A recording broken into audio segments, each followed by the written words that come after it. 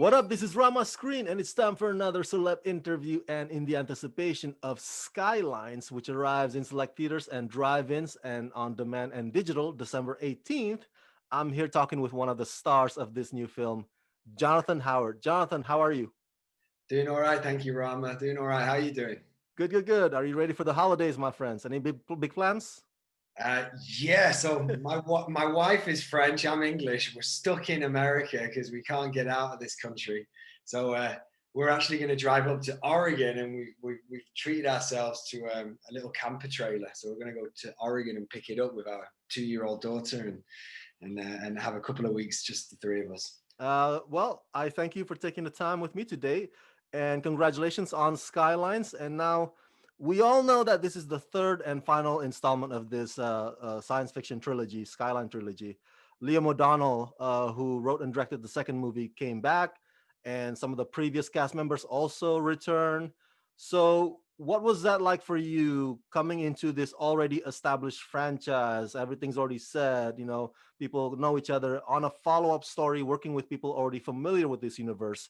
How Mhm. was that your experience? How was that coming into that and adapting yourself into that? Yeah. So this movie came around very short notice for me.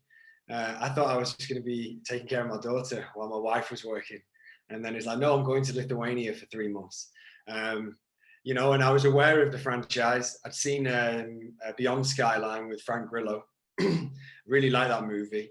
And then when I got the script for this, I was like, this is, I think, even more interesting because we get to leave Earth. We get to go and see where these aliens actually come from. Um, and knowing that I was not, kind of picking up where the movie left off, and kind of being like the lead guy in it and following in Frank Grillo's footsteps. There's some big shoes to fill.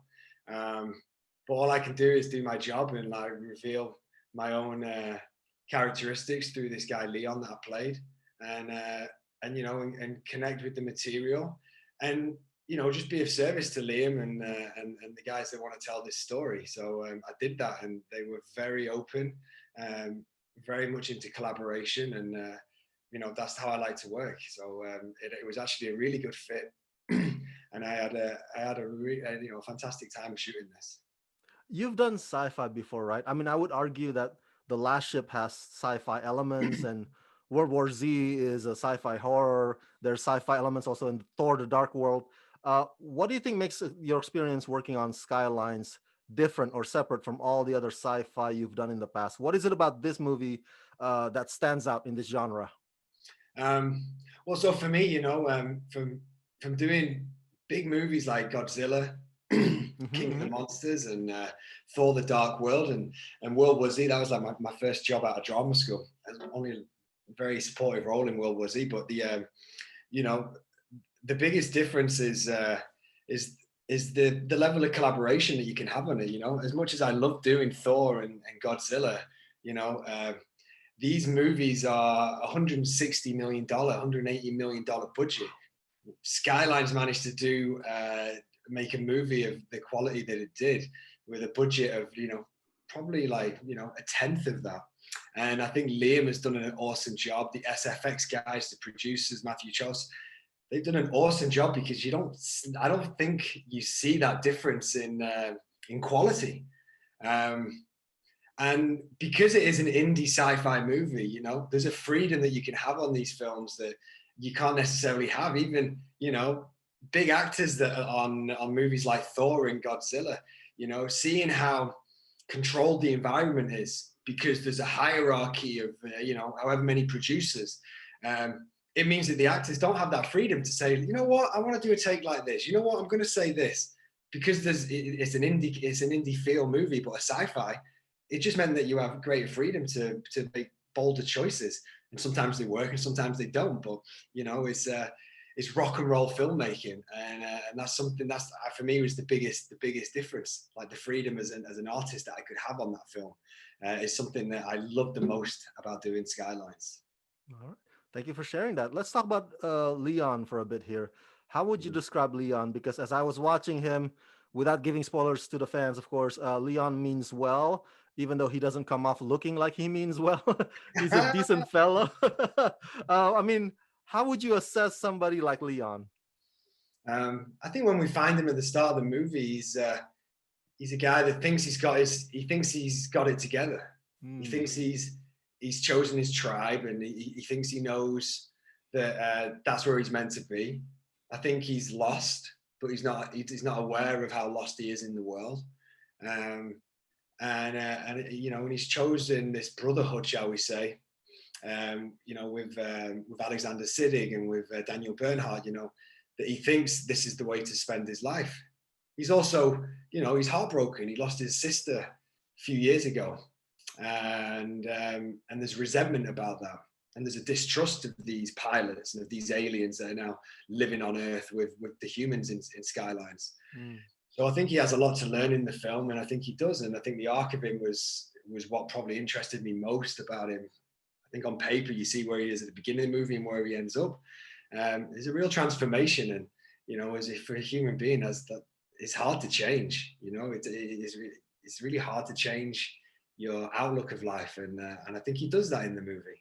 You did really well, and it shows on the screen. And so, as I'm winding down, I gotta ask. I'm curious here. You got to work with interesting co-stars on this film: the beautiful Lindsay Morgan, the Mm-hmm. mysterious Alexander Siddig, the Mm-hmm. martial art badass Daniel Bernhardt. Talk to me about what it was like collaborating with them. Did you guys get to joke around and pull pranks in between takes when the camera's not rolling? It all depending on the day, depending on the scene that we're working on. You know, um, all those guys are great people. You know, Lindsay was awesome to work with. She came prepared. She came ready to kick some ass, and she was serious about her job. You know, and me as I wanted to support her. I wanted to collaborate with her. I wanted to play with her. So I felt like, you know, obviously whenever you come onto a movie, there's always a moment of getting to know your fellow actors on it and and the crew. And I think when Lindsay kind of relaxed around me and you like, okay, Johnny's a team player. He wants to work with me. You know, like I felt like our relationship on and off screen just grew and grew. And now, you know, Lindsay's a really good friend. Daniel, I learned a lot from him with the action side of things. We have an awesome fight in the movie, and you know, for me, who kind of sees myself as an actor first, that has a martial arts background.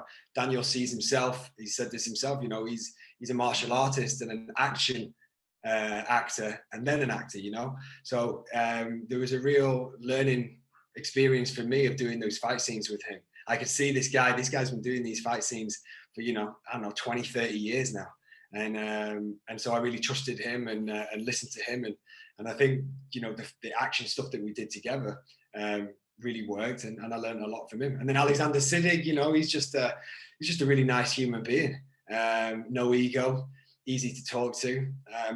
Great thing about doing a movie like this, where it's a more intimate cast, and we're in somewhere like Vilnius, beautiful part of Lithuania, the capital of Lithuania.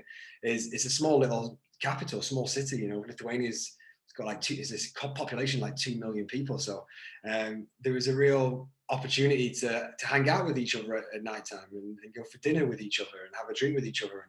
And that, I think, just means that there's a camaraderie on set, and I think that comes out a little bit more. So yeah, nothing bad to say about the actors this time around.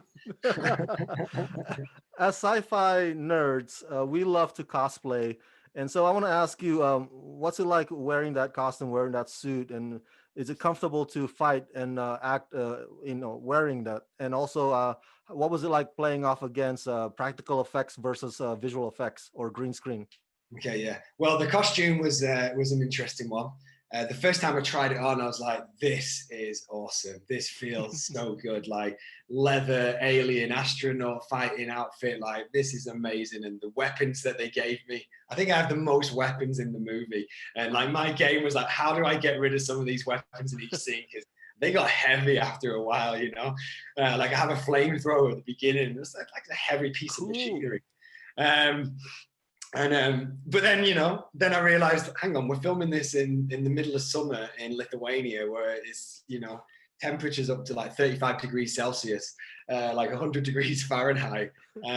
Wearing an all-in-one leather suit is not the easiest thing to wear.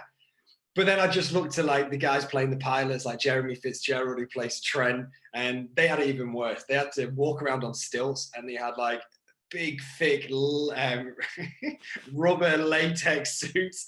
So every time I was complaining about getting a bit hot, they'd just be like looking at me like, dude, you have no idea.